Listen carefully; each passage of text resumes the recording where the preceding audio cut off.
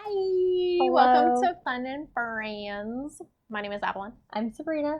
Jasmine. And welcome to our channel. Yes, welcome. Yes. Hi, hello.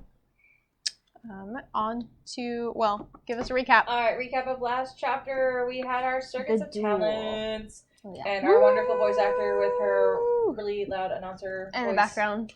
And our cheering. You know, all the Evers won all their matches, and then Agatha stepped up to the Agatha showed the school the truth. Her magic ability, she granted a wish for one of the pixies, and it turns out every pixie in the good school is actually a failed student from the evil school, and every wolf in the evil school is a failed student from the school of good. And so she showed all the students the truth. And then Sophie and Tedrose, Sophie still hadn't shown up, and Tedrose refused to go on stage and just said that, bow down, Agatha won, she deserves the crown. Yeah. And then we heard a knock on the locked door.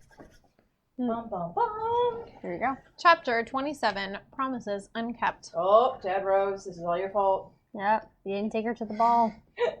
For a moment, no one was sure where the knock came from. Then came another, this one louder. Someone at the Never doors. The circus is closed, the wolf roared. 2 more knocks. I thought the teachers were locked in their rooms, Agatha whispered. So it's not a teacher, obviously, Kiko whispered, eyes glued to Tristan. I almost said Titan. Agatha met Hester's look across the aisle. Spooked, both girls turned back to the doors, shuddering from another loud knock. You will not be let in, the wolf thundered. The knock stopped. Agatha sighed. I kept calling her Abigail. It's Agatha. Agatha. Sorry. Then slowly, magically, the doors creaked open on their own. Into the theater of tales slunk a figure shrouded in a black hood. Hundreds of eyes watched the stranger glide down the aisle, footsteps quiet, snakeskin cape trailing behind her like a wedding train. Smoothly, silently, the black shadow ascended to the stage and stood still beneath the circus crown, cape scales glittering in the flame light, head bowed like a bat's. The doors slammed shut. Pale fingers slithered out from under the cape and pulled the hood back. Sophie glared down at her audience, nose and chin marred with warts. Patches of white speckled her dyed black hair. Her emerald eyes were now murky gray, her skin thin through enough to see her veins. Slowly she scanned the crowd, taking in scared faces with widening sneer. Then she saw Agatha, regal in blue, and lost her smile. Sophie stared at her, gray pupils clouding with horror. I see we have a new princess, she said quietly. Beautiful, isn't she? Agatha returned her stare, feeling no more pity, no more desire to please. But look closer, children, you'll see a vampire she is, come to suck our souls, Sophie leered. Since she doesn't have one of her own. Beneath her dress, Agatha trembled, but she withstood her withering glare until Sophie suddenly swiveled to Tedros and smiled. Oh, my dear Teddy, fancy seeing you here. I believe we still have our match to finish. The circus is over, Tedros spat. A winner has been crowned. I see, Sophie said. Then what is that? She stabbed her bony finger into the air, and everyone looked up to see the dangling crown, still very much ungiven. This is bad, Hester said to Anadol. This is very bad. Tedros stood up across the aisle. Just leave, he growled at Sophie, before you make a fool of yourself. Sophie smiled. Scared, are you? Tedros puffed his chest, trying to hold himself back. He could feel the Ever's eyes on him, just like in the clearing when Sophie exposed his promise. Show us, Teddy, Sophie said sweetly. Show me that's something I can't match. Tedros clenched his teeth, fighting his pride. Bex suddenly noticed the burnt Teen Evil banner on the floor. His eyes sparkled with hope. Show us, he bellowed, and jabbed Brone, who jumped in. Show us, show us, show us. Lusting to snatch victory from the jaws of defeat, Never swept in a chorus. Show us, show us, show us. No, stop, Hester cried as she and Anadol spun. Villains sneered at them as if they were traitors, and the 2 witches quickly joined the chant. But as the Nevers chants grew, Tedros didn't move. Evers shifted in their seats impatiently for their captain to take up the challenge, all except for Agatha, who closed her eyes.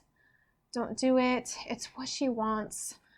Raucous roars rang out. Agatha's eyes shot open. Tedros was onto the stage. No! She screamed, but both sides' cheers swallowed her. Separated by 6 feet, Sophie smiled deliciously, and the prince glowered back. Neither said a word as the Nevers chanted turned to evil, evil, while Evers countered with good, good, good, good.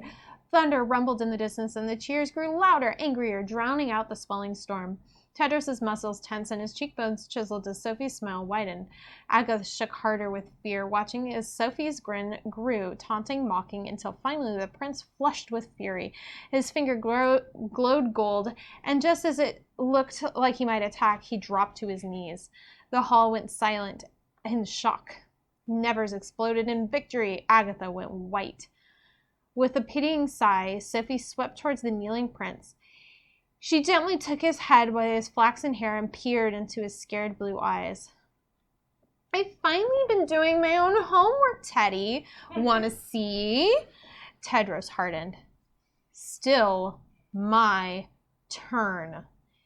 He ripped out the training sword and Sophie drew back. But instead of striking her, Tedros stayed on one knee, pivoted to the aisle, and thrust the blade towards the crowd. Agatha of the woods beyond. He laid down the sword. Will you be my princess for the ball? Sophie froze. Nevers stopped cheering. In dead silence, Agatha tried to find her breath. Then she saw Sophie's face, shock melting to pain. Looking into her friend's sunken, scared eyes, Agatha slid into the old grave of darkness and doubt, until the boy brought her back. A boy on one knee, looking at her the way he had through the goblins, coffins, and pumpkins. The boy who had chosen her long before they both knew it. The boy now asking her to choose him. Agatha gazed back at the prince. Yes. No! Beatrix cried and bolted to her feet. Chadwick dropped to his knees before her. Beatrix, will you be my princess for the ball? One by one, ever boys cascaded to their knees. Reina, will you be my princess for the ball? Said Nicholas. Giselle, will you be my princess for the ball? Said Tarquin. Ava, would you be my princess for the ball? Yes. Boys fell in glorious rhythms, hands held out in proposal. Each girl heard her name. Each girl had a gasp, until there was only one left, with no one to love. Tears blinded Kiko, and she wiped them away, knowing she'd failed, only to find Tristan before her on one knee. Oh, you got so worried, didn't you? Will you be my princess for the ball? Yes! Kiko screamed. Yes, said Rena. Yes, said Giselle. Through the theater flooded waves of breathless ecstasy. Yes, yes, yes! Until the sea of love drowned even Beatrix, who mustered her best smile and took Chadwick's hand. Yes. Watching across the aisles, the Nevers' faces began to change. One by one, their scowls turned sorrowful, their eyes melted to hurt. Hort, Revan, Annadelle, even Hester, as if they too wished they could have such joy, as if they too wished that they could feel as one said. Gone was their will to fight, lost their broken hearts, and their villains shrank into silence, snakes drained of venom. But one snake was still rearing. Dun, dun, dun. From the stage, Sophie's eyes never left Agatha as Tedros took in her arms. Sophie's pupils darkened to hot coals. Her body shivered with sweat. Black nails drew blood from her fists. From the depths of her soul, hate spewed like lava, reviving the song of her heart. With her eyes, the happy couple, Sophie raised her hands and sang at full scream. Above her, black stalactites morphed into razor-sharp beaks, clawing, screeching with life. All at once, ravens smashed through the ceiling and attacked everyone in sight. Children dove for cover, shielding ears as Sophie shrieked an octave higher. Fairies flew for Sophie, but the ravens swallowed every but one. No, Poor fairies, who barely escaped through the crack in the walls. With their paws to their ears, the wolves were just as exposed, and the birds slit their throats with ruthless speed. Wow. The white wolf grabbed a young brown wolf into his arms, batted back ravens with his nose and his ears bled, but the swarm dragged both wolves behind the stage and ended their fight, just as the birds swooped to do the same to all the students. Agatha better one up her ass and like free all of them. Yep. I mean, they're dead. Like, Sophie stopped singing. The ravens crumpled into thin air. Gasping with pain, everyone slowly turned to the villain on stage. Only Sophie wasn't looking at them. Evers and Nevers followed their eyes to the circus crown swaying in midair, at last awkward to judgment. It fluttered down from above, drifting between good and evil, back and forth, until light as a feather, the sharp crown twirled with decision and landed softly on Sophie's head. Her lips curled into a grin. Don't forget the prize. Agatha saw streaks of white magically erase the stage behind Sophie, streaks she'd seen before. Run, she screamed. White streaks erased the walls, splashed towards the aisles, and screaming students fled for doors too late. What was the prize? I don't know. The theater being moved to the other school. Oh, so they have to get out of it before it goes over to the other school. Oh, Mm-hmm. So it's slowly being erased with everyone inside. Oh, okay. shoot. The Theater of Tales vanished into a blast of white, expelling both schools into good stair dorm. Evers smashed into pink tower staircases, Nevers into blue. As lightning and wind shattered against the glass windows, Hester and the villains fled up the honor and valor steps. But just as they reached the landing, Hester slid on glass and fell off the side. Dangling from the banister by one hand, she spotted Dot crawling past her. Dot, help! Sorry, Dot sniffed, crawling ahead. I only help my roommates. Dot, please. I live in a toilet. You girls are bullies and bad friends, and you made me embarrassed to be a villain. Dot! Dot grabbed Hester's hand just as it slid. The Evers weren't so lucky. As they frantically crawled up the Purity and Charity staircases, Sophie sang them a searing note, and the two glass staircases exploded, sending beautiful boys and girls crashing to marble. Sophie went one note higher. The foyer quaked beneath their feet, cracking like ice and split open into 100 pieces. Stunned Evers fell into each other and tumbled towards the yawning rifts. They tried to grip broken marble and shards of stairs, but the floor's jagged slopes were too steep, and with howling screams, the children careened over the edges just as they plunged into the cliffs. Their hands found splintered horns of marble. With every last ounce of will, the Evers held on, feet kicking into deadly darkness below. Agatha! Tadros screamed, leaping across rain-soaked gorges and gulfs to pull them up, growing more and more distant. Agatha, where are you? Then across the room, high against the shattered window, he saw two pale hands clinging over the cliff of a broken wall. Agatha, I'm coming! He bounded over rock craters, scaled broken stair pieces higher and higher towards the marble bluff. With a lunging scissor kick jump, he dove into the jagged cliff top, scraping through the glass, and grabbed her hand over the opposite edge. Sophie pulled herself up to face him. Tedros backed up in horror, only to find the cliff edge, Evers crying for help below. So if princes rescue princesses, now I wonder, Sophie said, circus crowns sparkling in rain-soaked hair. Who rescues princes? You promised, Tedros stammered, searching for escape. You promised you change. Did I? Sophie scratched her skull. Well, we both made promises we didn't keep. With a scream, she unleashed her highest note yet. The prince crumpled to his knees. Watching him whimper in pain, Sophie went a note higher. Paralyzed, Tedros felt his nose bleed, his ears sizzling. Sophie slowly leaned in and put a finger on his quivering lips. Then she smiled into his shocked blue eyes and delivered a death note. Agatha tackled her against the open window, sending her crown flying into the storm. Bloodied and weak, Tedros tried to help her, but Agatha glared back at him. Save the others! But now! Agatha yelled, pinning Sophie tighter against the window. Mustering all his strength, Tedros leapt off the cliff for his stranded classmates. Hearing his cry below, Agatha turned from Sophie to make sure he was safe. Sophie swiftly kicked out her leg, and Agatha smashed face first into the windowsill. She staggered up, nose bloody. Lady Lesso was right, Sophie said, standing to face her. You get stronger as I get weaker. You win as I lose. You're my nemesis, Agatha. Sophie stepped towards her. Do you know how I know? Her face darkened with sadness. Because I'll be happy when you're dead. Agatha backed against the window, trying to make her shaking finger glow. 4 flights up, Hester, Annabelle, and Dot tore through honors halls, screams and thundering echoing below.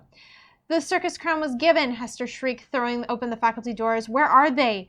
She swiveled around the corner to find out. Professor Anemone, Professor Devi, and Professor Espalda were frozen mid-run, mouths wide open, as if they'd been ambushed by a spell just as they dashed for the stair room. Hester followed Annabelle's eyes out the hall window. On Halfway Bridge, limping lit up, Lady Lesso, Professor Sheeks, and Professor Manley, frozen still in the same startled expression. Can we revive them? Dot asked, paling. It's just a stun spell. It isn't a stun spell, Annabelle tapped on Professor Devi's skin, which made a thin, hollow sound. Petrification, Hester said, remembering Lady Lesso's class. Only the one who cast the spell can reverse it. But who? Dot squeaked. Someone who didn't want the teachers interfering, Annabelle said, seeing the silver tower over the bay. Dot shook. But that means we're on our own, said Hester. On a stormy marble island raised above the demolished foyer, Agatha faced off alone against Sophie. We don't need to be enemies, Sophie, she begged, trying to ignite her finger behind her back. You made me like this, Sophie breathed, sparkling with tears. You took everything that was mine. Agatha took Tedros and Evers, crawling through the rubble, convulsing from pain and fear. Through flashes of lightning, she saw Nevers watching them from the towers across the bay, quivering with the same expressions. Agatha's heart hammered. It was all up to her now. We can find a happy ending here, she pleaded, feeling her finger turn hot behind her. We can both find a happy ending. Here? Sophie smiled thinly. What happened to going home, Aggie? Agatha stuttered for an answer. Oh, I see, Sophie said, grinning wider. Now you have a ball to attend. Now you have a prince. I just wanted to be friends, Sophie, Agatha said, eyes welling. That's all I've ever wanted. Sophie iced over. You never wanted to be friends, Agatha. You wanted me to be the ugly one. Magically, skin wrinkled deeper on her cheeks. Agatha's finger dimmed in shock. Sophie, you're doing this to yourself.